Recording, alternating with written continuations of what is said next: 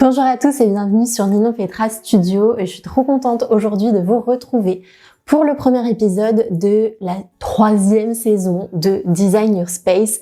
Donc c'est en fait une série que j'ai lancée il y a 3 ans sur cette chaîne dans laquelle je propose à mes abonnés de m'envoyer des photos de leur intérieur et de m'expliquer un petit peu les problématiques qu'ils rencontrent. Cette année, pour apporter un petit peu de nouveauté à cette série, j'ai choisi de traiter ça sous forme de thématique. Donc on va commencer aujourd'hui par la thématique du bureau. J'ai reçu pas mal de demandes à ce sujet-là et je me suis dit qu'avec la rentrée, ça pouvait être une bonne idée. Donc aujourd'hui, on va s'occuper des projets d'Elodie, de Mathilde et de Asna. Vous allez voir qu'ils ont toutes les trois des problématiques assez différentes, mais je me dis que les conseils que je vais donner aujourd'hui vont pouvoir être utiles au plus grand nombre. Bon, avant de commencer cette vidéo, si vous n'êtes pas encore abonné à cette chaîne, je vous invite à le faire tout de suite. Et si vous ne me connaissez pas encore, donc moi je suis Ninon Petra, je suis architecte d'intérieur et décoratrice. Je vous mets le lien de mon site internet juste en dessous. Et c'est parti pour la vidéo. On va commencer par le projet d'Asna, donc je vais vous lire le mail qu'elle m'a envoyé. Je suis actuellement en train de faire des travaux dans une maison qu'on vient d'acquérir et j'ai 2 pièces. Là pour le coup, Asna m'a pas envoyé des photos de très bonne qualité et vous allez voir qu'il fait très sombre dans l'intérieur, mais on a un petit plan qui va résumer et qui va me permettre de bosser dessus. Donc la première pièce qu'elle appelle la chambre 2, donc la chambre bleue, elle souhaite en faire un salon télé, donc dans lequel je veux également mettre mon bureau puisque je travaille chez moi tout le temps et que j'ai besoin d'un coin lumineux. Je souhaite délimiter le bureau, idéalement soit grâce à la peinture ou aux meubles. Et dans la deuxième pièce, donc chambre 1 qui est rouge actuellement, c'est la salle de jeu des enfants. La pièce n'est pas très grande et je veux y intégrer un canapé lit pour les invités. Donc on a un plan qu'elle m'a fourni à côté. Donc on va avoir 2 chambres à peu près de 9 mètres carrés chacune qui sont en vis-à-vis. Ici j'ai pas forcément le moyen de savoir si on est sur des cloisons ou sur des murs porteurs. Donc avant de casser quoi que ce soit, bien sûr assure-toi que c'est de la cloison ou sinon fais appel à un ingénieur béton. Mais bon, quoi qu'il arrive, 9 mètres carrés c'est quand même la taille minimum pour une chambre. Alors c'est pas la taille légale, attention, ça c'est complètement faux. En revanche c'est une taille minimum pour se sentir bien et je trouve quand même que tu as beaucoup de fonctionnalités à faire rentrer dans cette chambre. On parle d'un salon télé, d'un bureau, d'une salle de jeu et d'un coin couchage pour accueillir des invités. Voilà, j'espère que tu as un autre salon quand même à côté parce que là, la surface n'est pas vraiment suffisante pour ça. Donc moi, instinctivement, la solution que j'aurais envie de proposer à Asna, c'est d'ouvrir totalement ces 2 pièces-là et de pouvoir intégrer les 4 fonctionnalités à l'intérieur. Je regarde un petit peu les photos aussi que tu m'as fournies et c'est vrai qu'on est quand même sur des pièces qui sont très sombres. Bien sûr, c'est dû aux revêtements de sol qui sont pas du tout adaptés et qu'il va falloir sûrement changer. Mais voilà, dans la chambre rouge, l'ouverture est quand même très petite. On est sur une pièce assez longue et dans la chambre bleue, c'est pareil, on a cette baie vitrée. On a un peu cette sensation de couloir qui est pas très agréable. Après, au niveau des cloisons, ici, on a un grand placard. Et il me semble que c'est la même chose en face, si je me trompe pas. Oui, bon, il est un petit peu plus petit de l'autre côté, mais en gros, on a 2 grands systèmes de rangement toute hauteur ici. Mais quand je vois quand même dans la chambre rouge, on a entre la porte et le placard, on va dire 30 à 40 cm qui sont pas du tout exploités. Et ça, c'est dommage quand la porte est vraiment collée contre le mur parce que du coup, on pourra pas aménager derrière. Alors, pour ma part, la solution que j'envisagerais dans ton cas, c'est de démonter les cloisons entre ces 2 pièces-là et d'avoir maintenant un seul grand espace à aménager dans lequel tu vas pouvoir incorporer en fait tes 4 fonctions. Si tu fais ça, au lieu d'avoir 2 petites pièces de 9 mètres carrés en longueur, tu vas te retrouver avec une grande surface de 21 mètres carrés. Donc tout l'encombrement qui est dû à la cloison, au placard, mais aussi à l'espace de circulation entre les 2 portes, qui est totalement inutile. Cet espace-là, tu vas pouvoir l'intégrer maintenant dans ton projet. Pourquoi je trouve que c'est une bonne idée aussi de casser les cloisons, c'est que du coup tu vas avoir une lumière traversante d'un point à l'autre de la pièce et ce sera beaucoup plus intéressant en termes de luminosité, notamment si tu souhaites travailler dans cet espace au quotidien. Tu peux concevoir aussi que ça peut faire peur de mélanger en fait les 4 fonctionnalités dans la même pièce, mais je suppose que ces 4 besoins ne vont pas avoir lieu en même temps. Donc par exemple, si tu es en train de travailler chez toi, je pense que tu n'auras pas d'invité à dormir sous tes yeux. De la même manière, je suppose que tes enfants vont être à l'école, donc ils ne vont pas utiliser la salle de jeu quand tu auras besoin de travailler. C'est pareil, la fonctionnalité salon télé, logiquement, tu vas pas être en train de l'utiliser lorsque tu es en train de bosser aussi. En faisant ça, on va aussi pouvoir combiner l'aspect couchage des invités avec l'aspect salon télé. Je pense que dans une pièce de 21 mètres carrés, c'est quand même plus judicieux de mettre un canapé qui va être dépliant. Donc il y a même maintenant des beaux canapés d'angle qui sont dépliants. Donc comme ça, tu vas pouvoir avoir les 2 fonctionnalités, mais avec un seul élément de mobilier. Alors, ce qu'on va commencer par dessiner, c'est l'espace bureau. Je pense que c'est primordial dû au fait que tu travailles toute la journée ici. Donc là, l'encombrement de la fenêtre est déjà représenté par les pointillés. Moi, ce que je te conseille, c'est de venir placer ton bureau à cet endroit-là. Et vu que tu travailles au quotidien, investis s'il te plaît dans un grand bureau où tu vas vraiment avoir la capacité de t'étaler, de tourner ton fauteuil, de poser pas mal de choses, éventuellement d'avoir un double écran si tu as besoin. Donc on va le symboliser ici. Ce que je conseille pour les rangements de bureau, c'est de partir sur des étagères toute hauteur, donc comme ça on capitalise bien sur toute la surface jusqu'au plafond. Là par exemple sur le côté, on va pouvoir être sur des modules entièrement fermés. Et à l'arrière, pourquoi pas avoir des étagères ouvertes avec, je sais pas, un petit calendrier, une petite plante, des choses un peu plus décoratives que des gros dossiers d'administratif. Ce qui est intéressant dans cet agencement, c'est que tu es dos à la fenêtre, donc tu auras une bonne luminosité vers toi. Alors attention quand même à l'exposition, hein, si tu as le soleil qui tape sur cette fenêtre toute la journée, ce sera pas idéal. Et ce que je trouve intéressant aussi, c'est que tu vas avoir la vue sur l'intégralité de la pièce. Donc je trouve que cette configuration est plutôt pas mal. Donc ici, le bureau fait 50 cm de profondeur. On peut même rajouter, vous voyez ici, une petite plante. Je mettrai même un fauteuil ici dans l'angle. Et si tu as besoin, tu peux même rajouter à cet endroit-là un petit buffet. Alors ce sera pas de la toute hauteur, mais ici un petit buffet, encore une fois, pour mettre des choses à l'intérieur, peut-être une petite lampe ici, pour vraiment créer une ambiance rassurante dans cet espace de travail. Et ce que je ferai aussi, c'est d'ajouter un tapis à cet endroit-là. Dans l'agencement d'intérieur, faut pas lésiner sur les tapis. C'est un produit qui est intéressant aussi pour délimiter les espaces. Et aussi pourquoi j'ai préféré mettre le coin bureau du côté porte-fenêtre et pas du côté fenêtre. C'est que la porte-fenêtre est quand même plus représentative du jour, donc d'une utilisation pendant la journée. Donc comme ça, tu vas pouvoir l'ouvrir un petit peu quand il fera beau, éventuellement aller marcher quelques pas dehors, alors que la fenêtre sera quand même plus adaptée pour le coin nuit, le coin couchage des invités. Ensuite, j'ai dessiné la partie salon télé et couchage pour les invités. Donc ce que je trouve le plus intéressant, c'est de la placer de l'autre côté de la pièce au niveau de la fenêtre. Donc ici, je vais venir déjà placer une petite table de nuit. Donc on pourra considérer que c'est une table d'appoint. Et lorsque tu as des invités, ça fera office de table de nuit. Essaie de choisir quelque chose d'assez décoratif, comme un petit totem, un petit piédestal. Ça, je conseille pas du tout dans des chambres qui sont utilisées tous les jours. Mais lorsque c'est des invités, normalement, ils ont rien besoin de ranger dans les tiroirs. Ici, donc, l'encombrement d'un lit, ça va être, on va partir sur un 160, hein, ça suffit largement. Donc 160, c'est ici. Moi, je vais dessiner un canapé, bien évidemment. Hop, avec le dossier, les assises. Hop, je vais modéliser donc le canapé une fois ouvert. 1 mètre, elle va faire quasiment 2 mètres, donc juste jusqu'ici. Une deuxième table de chevet sur le côté. Et pour vraiment apporter cette notion de salon, on va rajouter donc soit un deuxième fauteuil, je pense que ça peut être pas trop mal. Par ici, hop, quelque chose de carré, peut-être un peu, voilà. Donc là, vous avez vu qu'en ouvrant cette grande pièce de 21 mètres carrés, j'ai supprimé les portes. L'idée, ce n'est pas d'en rajouter ici, ce n'est pas de fermer ce coin salon couchage, Mais ce qui peut être intéressant, c'est soit donc de travailler avec des panneaux coulissants ou alors des pans japonais. Donc comme ça, la journée c'est ouvert, on a la vue jusqu'à l'autre fenêtre et lorsqu'on a des invités, ils peuvent fermer ces pans japonais pour avoir un petit peu plus d'intimité. Et on va se dire aussi que dans la configuration jour, c'est quand même plus agréable de ne pas avoir qu'un seul petit canapé, 2 places, mais d'avoir 1 ou 2 autres fauteuils en face. C'est pas grave hein, si c'est à l'endroit où les pans se ferment. Lorsque tu reçois des invités, t'as juste à pousser un petit peu les fauteuils. Et en face, on va pouvoir mettre une console télé juste là. Si c'est un salon d'appoint, je suis pas sûre que l'idée de la table basse soit essentielle. Quand bien même si tu souhaites en mettre une, je te conseille donc soit une petite table ronde, soit éventuellement des tables gigognes pour privilégier la circulation autour.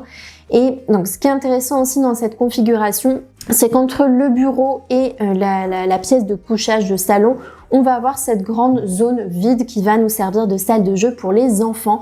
Et les enfants pourront quand même utiliser le salon pour jouer à l'intérieur. Bon là c'est assez complexe parce que je ne sais pas quel âge ont tes enfants et ce qu'ils ont envie de faire dans cette salle de jeu. Donc je vais partir sur une configuration assez classique. On va utiliser le grand pan de mur ici pour mettre un rangement toute hauteur avec une grande profondeur pour ranger le maximum de choses.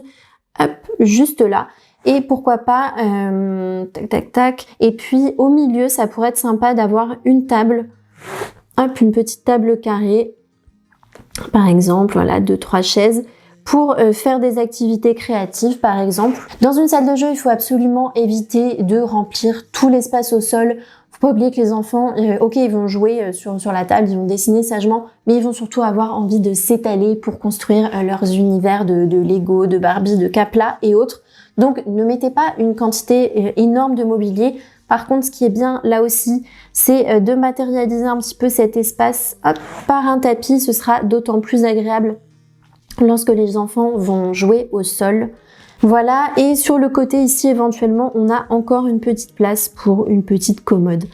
Mais voilà, c'est pas obligatoire, mais si tu as besoin d'espace en plus, à mon avis, ça peut être assez judicieux. Je trouve que c'est une solution qui a pas mal d'avantages puisque déjà, tu vas pouvoir gagner en espace, récupérer de la surface au sol, tout en ayant quand même pas mal de rangements. Et puis, ce qui est intéressant aussi en plaçant la salle de jeu juste au bout du couloir, c'est que tu vas aussi pouvoir garder la vue sur tes enfants lorsqu'ils jouent et ils auront moins l'impression d'être enfermés dans une pièce tout seul. Donc voilà l'agencement que je te préconise, Asna. Évidemment, il y a plein d'autres possibilités. Là, j'en ai étudié qu'une. Je suis partie du principe que tu avais un autre salon dans la maison, que c'était pas le salon principal. Mais voilà, je pense que ça peut être assez intéressant pour mêler les 4 fonctionnalités que tu m'as demandé. Voilà, donc on passe maintenant au projet suivant. Ça va être celui d'Elodie, donc qui m'a contacté. Alors, je tente le coup pour éventuellement avoir ton avis. Je m'arrache les cheveux sur cette pièce d'un peu plus de 7,50 m où je passe les 3/4 de mon temps et qui est devenue la pièce où tout ce qu'on ne sait pas ranger finit par atterrir. Alors ça arrive assez souvent, on va dire, on a tous un petit endroit comme ça dans la maison où on stocke un peu tout le bordel. Donc elle m'explique qu'elle est en formation pour être architecte d'intérieur et qu'elle a besoin de cet espace de travail pour dessiner, qu'elle va avoir un plus gros ordinateur aussi et qu'il va aussi qu'il faudra de la place donc pour un deuxième ordinateur parce qu'ils sont 2 à travailler en même temps à cet endroit-là. Et il y a aussi parfois les enfants, donc il y a 3 adolescents dans la famille qui viennent aussi parfois travailler pour faire leurs devoirs dans ce bureau. Donc ce qu'elle n'aime pas dans cette pièce, c'est que le plan de travail devient toujours l'endroit où l'on pose les papiers qu'on n'a pas le temps de traiter parce qu'il n'y a pas de place ailleurs. Elle rêve d'avoir un espace confortable avec des tons vert foncé pour s'apaiser, se concentrer sur ses différentes tâches avec un maximum d'espace de rangement pour les divers objets que nous stockons en plus des papiers. Donc tout ce qui est jeux de société, albums, photos, décorations, matériel de dessin. Elle m'explique aussi avoir déjà fait pas mal de tri dans ce bureau, mais finalement le bazar est revenu assez rapidement. Donc pour ce projet-là, j'ai quelques photos, par contre je vais pas du tout repartir d'un plan, je vais juste dessiner un petit peu mes idées sur ce bureau. Donc déjà, les problématiques que je vois principalement, c'est qu'on va avoir un plafond avec des poutres qui est foncé. Alors ça peut être très sympa, moi j'aime beaucoup ça, notamment dans les petites pièces comme des chambres ou des pièces de passage. Après, dans le cas d'un bureau où tu vas travailler toute la journée, c'est quand même pas l'idéal. On voit bien qu'il n'y a pas une énorme luminosité à l'intérieur et c'est aussi dû au fait qu'il y ait beaucoup de rangements ouverts. Alors ça, c'est quelque chose que je ne conseille pas du tout dans les bureaux. Tout ce qui va être à votre vue lorsque vous travaillez, il faut que ce soit des rangements fermés. Donc éventuellement, ce qui est derrière vous, ça, vous n'allez pas le voir quand vous êtes en train de bosser, donc ça peut être des placards ouverts. Par contre, ce qui est en face de vous, là, je pense qu'en effet, tu dois avoir du mal à te concentrer quand je vois la quantité de dossiers administratifs que tu as juste sous ta vue. Ça m'étonne pas que ce soit compliqué. Donc voilà comment je perçois un petit peu l'espace par rapport aux photos que tu m'as envoyées. C'est assez grossier, j'ai pas les cotes, mais voilà, je pense qu'on va pouvoir faire quelque chose à partir de ça. À mon avis, le souci, c'est que déjà, dans ce petit espace-là, tu as beaucoup trop de besoins pour trop peu de mètres carrés. C'est un bureau qui peut être adapté pour travailler à 1 ou 2 personnes, mais si tu dois prévoir une surface en plus pour accueillir des enfants qui doivent faire leurs devoirs, évidemment, on va devoir augmenter la surface du plan de travail et les murs ne sont pas extensibles. Donc premièrement, ce que je te conseille de faire, c'est de refaire un petit tri et de voir si il n'y a pas des catégories d'objets, de produits que tu peux ranger à d'autres endroits dans la maison. Par exemple, tu m'as cité les jeux de société, les albums photos, la décoration, ces choses-là. Peut-être que ça peut être évacué pour gagner de la place dans ce bureau. Ensuite, je pense qu'il faut absolument garder ce grand linéaire d'étagères qui a l'air déjà bien rempli. Moi, je te conseille soit de les fermer avec des portes de placard que tu vas pouvoir peindre dans le vert foncé dont tu m'as parlé, ou alors tout simplement un rideau. Comme ça va déjà t'enlever tout le stress visuel de voir tous ces documents quand tu bosses. Ça, c'est juste pas possible. Et ensuite, je travaillerai l'agencement de ce bureau d'une autre manière. Donc plutôt que de vouloir utiliser tous les linéaires de murs et de remplir la pièce de cette manière-là, je créerai un plan de travail ici, central, sous la fenêtre, qui soit assez long et surtout assez large pour pouvoir mettre 2 postes de travail en face à face. Imaginons que toi, tu travailles tout le temps à cet endroit-là. Du coup, on va te mettre un grand ordinateur, ici. Hop, avec ton fauteuil juste devant. Hop, on va représenter l'encombrement. Et ton conjoint qui va travailler ici ponctuellement, qui aura un tout petit ordinateur, on va le mettre de l'autre côté. Ce sera un petit peu moins confortable pour lui, mais vu qu'il n'est pas là toute la journée, je pense que c'est largement suffisant.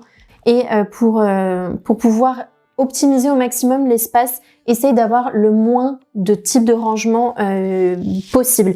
Par exemple, je vois à cet endroit-là que tu as un bureau avec, il n'y a pas de rangement dessous, donc tout l'espace en dessous, tu le perds. Par contre, ensuite, on a une armoire un petit peu haute avec des trieurs à la verticale. Ensuite, on a un autre tout petit rangement et on a voilà des choses un petit peu posées dessus, des ramettes de papier, des imprimantes. Essaie plutôt de remplacer ces 2 petits modules-là par un seul grand module toute hauteur où tu vas vraiment pouvoir en fait avoir du rangement jusqu'au plafond. Et le fait de créer une unité en n'ayant qu'un seul rangement, ça aura l'air beaucoup moins encombré. Tu as précisé aussi que tu avais 3 adolescents à la maison qui faisaient parfois les devoirs dans ton bureau. Donc, tu vas pas non plus pouvoir pousser les murs, bien évidemment. Après, ce qui peut être intéressant ici, c'est de rajouter un plan de travail rabattable. Donc, tu as juste à le débloquer, le descendre et le monter. Hop, tu fixes ça sur ton bureau et ça peut-être te rajouter 30 à 40 cm. Pas plus non plus, ça sert à rien, sinon la personne qui va travailler au bout, elle va être complètement bloquée contre le mur. Donc on va utiliser aussi les côtés ici, non pas pour mettre de l'espace de travail, mais plutôt des rangements assez bas pour que ça passe sous les fenêtres et qu'on puisse quand même les ouvrir dans leur intégralité. Chez Ikea par exemple, tu vas avoir des petites commodes faible profondeur, il me semble que c'est 37 cm. C'est largement suffisant pour ranger des dossiers de bureau A4. Rebonjour, bon on se retrouve quelques jours plus tard puisque lorsque j'ai commencé à filmer cette vidéo, j'avais pas prévu assez de temps, j'ai été prise de court, je devais partir de chez moi. Donc bref, on va brièvement terminer sur le projet d'Elodie dont je vous avais parlé. Donc on a mis cette grande table centrale qui va être à poser sous la fenêtre, qui va permettre d'avoir un poste de travail très confortable avec un grand écran, un autre poste de travail qui est également confortable mais il y aura une profondeur un peu plus réduite Et ensuite, grâce à la table rabattable, on va pouvoir avoir un ado ou deux qui pourra se poser ici pour faire les devoirs. Et au vu de la taille de la pièce, je pense qu'il ne faut pas rajouter davantage de rangement, sinon ça va commencer à devenir très compliqué en termes de circulation. Après, éventuellement, ce qui peut être faisable, c'est de rajouter des rangements sous le bureau, sous le plan de travail, mais imaginons que tu aies des caissons avec des trieurs pour les dossiers suspendus, ou alors je crois que tu avais, il me semble sur les photos, voilà, tu avais des meubles comme ça là, hop, avec pas mal de petits tiroirs. Donc ça peut être mis sous le bureau. Bien sûr, pas sous les jambes. Essaye de garder le maximum de place quand même au niveau des jambes pour pouvoir maintenir la mobilité. Mais voilà, tout cet endroit ici que je crayonne, ça peut être comblé dessous avec des rangements. Ensuite, le troisième projet que j'ai sélectionné pour cet épisode de Design Your Space sur les bureaux, c'est le projet de Mathilde. Donc je vous mets les photos à l'écran de ce qu'elle m'a envoyé et je vais vous lire son petit mail d'introduction. Au début, elle m'a dit des choses très gentilles sur mon contenu YouTube, donc merci beaucoup Mathilde, ça fait très plaisir honnêtement. Nous réaménageons tout le rez-de-chaussée de notre maison type 1930 du Nord que nous venons d'acheter après avoir vécu en appartement avant. Nous avons décidé de changer la configuration de la cuisine qui occupait beaucoup d'espace pour la remplacer par une cuisine en U plus une alcôve avec 3 colonnes en face. Ok, et du coup, le dégagement créé est prévu pour mon bureau. Donc ce que j'en déduis, c'est que toute cette partie-là sur le plan, ça va être la future cuisine et la partie à l'entrée vraiment de la maison, ça va être le bureau. Déjà, c'est un bon choix parce que tu vas avoir énormément de luminosité, mais tu vas pas non plus être totalement coupé du reste de la vie de la maison puisque tu auras quand même une belle ouverture, je suppose avec une verrière, sur la cuisine. Donc ça, c'est très bien d'avoir fait les choses comme ça. Alors, je suis prof d'histoire-géographie en lycée et j'ai besoin d'avoir un grand bureau accessible facilement et avec du rangement. La pièce ne sera pas immense, mais elle sera au rez-de-chaussée dès l'entrée. Nous avons 2 étages et 3 chambres en tout, mais je ne me voyais pas monter au 2e étage pour aller travailler. Alors ça, je suis totalement d'accord avec toi Mathilde, quand on installe son bureau dans le grenier là, enfin tout en haut du moins, c'est vrai que c'est moins motivant d'aller travailler et on se retrouve naturellement et spontanément à travailler sur la table à manger ou dans le salon pour être un peu plus confortable. Déjà, l'espace, il est très agréable, il est lumineux. Alors, j'ai pas les dimensions exactes, mais je suppose qu'on est à peu près sur 3 mètres par 2, donc 6 mètres carrés. Le petit risque qu'on va éviter quand même avec ce bureau, c'est d'éviter le côté un petit peu station d'accueil. Vous savez, les guichets quand on entre là dans un cabinet médical. Donc, je vais éviter de tourner le bureau vers la porte. Donc, vous voyez, je vais pas, par exemple, je ne vais pas positionner le bureau comme ça. Avec la chaise derrière, là on aura vraiment l'impression qu'il y a quelqu'un qui vous accueille quand vous entrez. Donc ça c'est non. Hop. Par contre, ce qui me paraît assez intéressant, en fonction de la taille de ce petit muret ici, là sur le côté sous la fenêtre, ce serait pourquoi pas de venir s'appuyer sur ce muret pour créer le bureau. Donc comme ça en plus on gagne en profondeur. Pour que ça fonctionne, il faut que le muret ne soit pas à plus de 80 cm. Dans l'idéal, entre 65 et 80, pardon, c'est très bien. Au-delà, ce sera vraiment inconfortable. Donc moi, je mettrais le bureau comme ceci. Voilà. L'avantage de positionner le bureau à cet endroit-là, c'est que tu vas pouvoir avoir le maximum de luminosité. Après, libre à toi de mettre quand même un petit papier texturé sur les fenêtres pour ne pas qu'on te voit, notamment si t'es en rez-de-chaussée et si tu as un vis-à-vis sur la rue. Ce que je te conseille aussi, c'est de partir sur un beau plan de travail, donc soit en bois massif, soit un stratifié de bonne qualité, un joli bois chaleureux où on voit bien le veinage, et de le faire courir comme ça jusqu'à la fenêtre, comme ça tu auras un bureau assez grand. Après, pourquoi pas rajouter à cet endroit-là une petite colonne de rangement, hop, juste ici. Donc ça pourrait être tourné directement dans ce sens-là. Et là, tu as largement la place de rajouter un fauteuil pivotant, voilà, qui soit réglable en hauteur et que tu puisses tourner, donc quelque chose d'assez large. Moi, j'aime bien les assises larges, comme ça permet plus de positions différentes lorsqu'on travaille. Donc, essaye de choisir quelque chose de très confortable. Et comme tu peux voir, ça laisse suffisamment d'espace à l'arrière du bureau, donc soit pour ajouter des rangements, mais il faut pas oublier aussi que cet espace reste une entrée et il faut quand même garder cette fonctionnalité d'entrée. Alors si tu as un petit peu de budget, je te conseille de partir entièrement sur de la menuiserie sur mesure et de vraiment capitaliser sur tous les linéaires que tu vas avoir. Donc sur tes photos, je crois comprendre qu'ici, il y a un petit renfoncement à peu près à cet endroit-là et que le placard dans l'angle, donc il va s'ouvrir, donc on va bien sûr rien mettre devant. Par contre, toute cette surface ici, hop, ça peut être utilisé justement pour faire des rangements tout hauteur.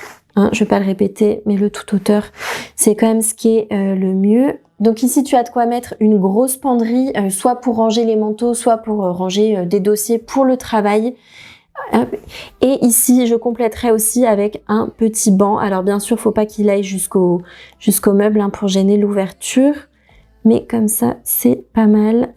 Donc ce banc, il va avoir deux fonctionnalités. Déjà, il va être très pratique le matin ou le soir pour s'asseoir, enlever, mettre ses chaussures, se préparer avant de sortir de la maison.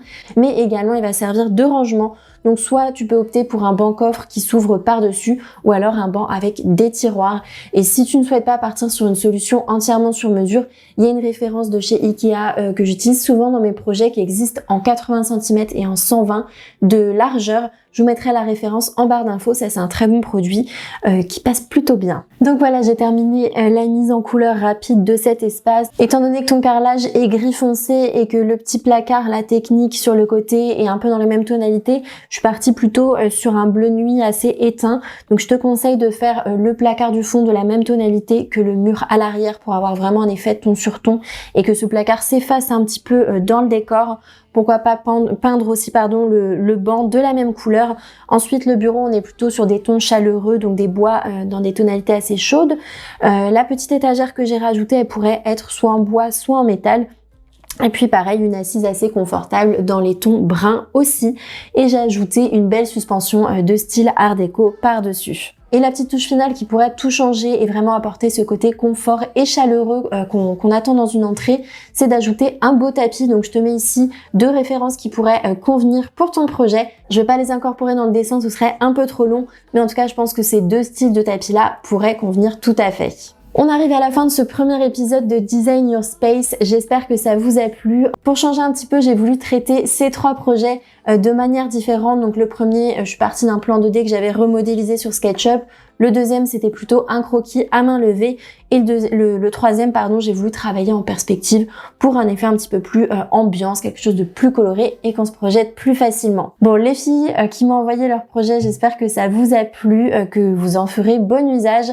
Et pour les autres, j'espère aussi que mes conseils auront été utiles pour vos projets perso. En tout cas, si vous avez un projet de rénovation ou une envie de déco dans votre appartement ou votre maison, n'hésitez pas à me contacter directement par mail. Je vous mets l'adresse juste ici et le lien de mon site aussi sera en barre d'infos. On se retrouve d'ici quelques semaines pour le deuxième épisode de la série Design Your Space. À mon avis, il sera cette fois sur les chambres. Donc pour ne pas louper ça, je vous invite à vous abonner et on se retrouve très bientôt. Bye!